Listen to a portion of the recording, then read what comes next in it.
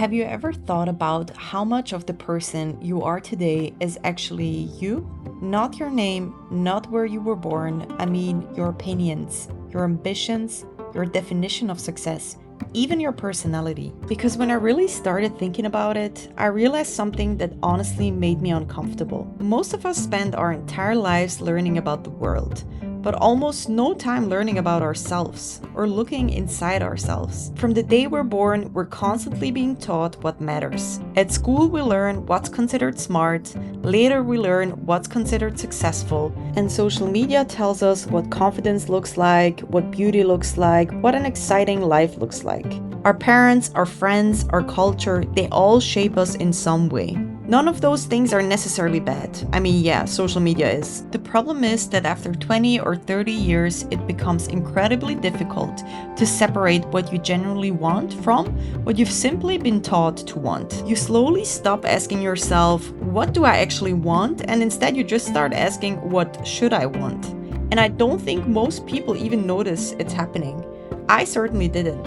I grew up in a lower middle class Balkan family, and there wasn't really much room to think about becoming an artist or a musician or something uncertain. The priority was building a secure life, earn good money, and I definitely wanted money, have a respected career, and make something for yourself. And honestly, I completely understand why. When your family works hard to give you opportunities they never had, wanting financial stability isn't really shallow. It's actually responsible. So I followed the path that made the most sense. I studied business.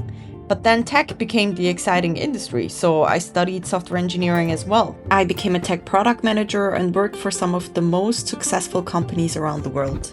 Every next step looked like progress, and people respected it. The salary also kept increasing, and from the outside, everything looked exactly the way I had imagined success would look like. And spoiler alert, I definitely wasn't happy.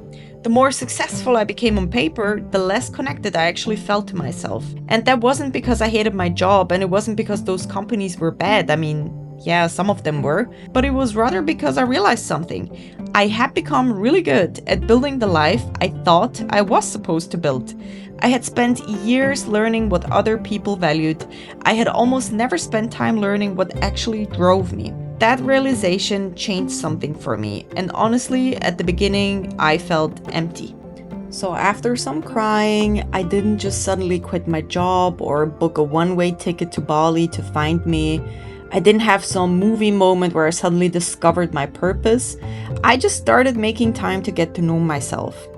And honestly, it was definitely much harder than I expected. I would sit down and ask myself simple questions. What excites me? What kind of work gives me energy? What do I genuinely enjoy? And then 10 minutes later, I'd somehow be scrolling on TikTok. We all know that feeling. It's super hard to actually look inside yourself and learn about yourself. It's very uncomfortable, and it's a lot easier to just doom scroll on TikTok. But I still kept doing it. Whenever I had free time, I started trying things. And I didn't expect them to become my career. I was just curious. I tried, for example, animation. I started drawing little doodles, and then at the end started doing small cartoons. And to my surprise, I actually absolutely loved it. I started making funny videos, and one of my TikTok accounts eventually went viral. And yes, some people claim they're not funny, but that's another topic. Then I noticed something completely else. What I enjoyed most wasn't really the views that I got from those videos, it was actually making people laugh. So I started thinking about taking comedy classes. And then at the same time, I also realized I'd always loved fashion, and I'd always loved technology, or at least I was interested in technology. And now I'm working on my first fashion tech startup. I'm not saying I'm some big tech founder or anything like that. I'm just curious in exploring. And looking back, those interests seem completely random. Animation, comedy, fashion, technology. But after a while, I actually noticed they all had something in common. I love creating.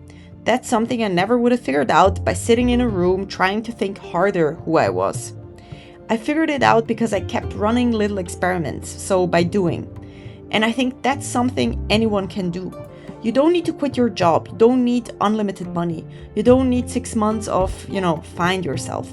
Maybe you're working full time, maybe you've got children, maybe you're studying, life is busy. but maybe you can protect 2 or 3 hours every Saturday or one evening during the week and treat that time like an appointment with yourself. Try something you've always been curious about. Maybe you want to write. Maybe you want to learn about photography. Maybe you want to build a small app, with today's technology that's pretty easily possible. Or maybe you want to take a dance class. If you don't have the money for it, take YouTube dance classes. They're pretty good. Maybe you want to learn how to paint. Maybe you learn woodworking. Read about a subject you've always ignored. It honestly doesn't matter what it is. The goal isn't to become amazing at it. The goal is to collect information about yourself. Every experience teaches you something. Some things you'll never want to do again, and other things will actually make time disappear. And eventually you'll notice patterns.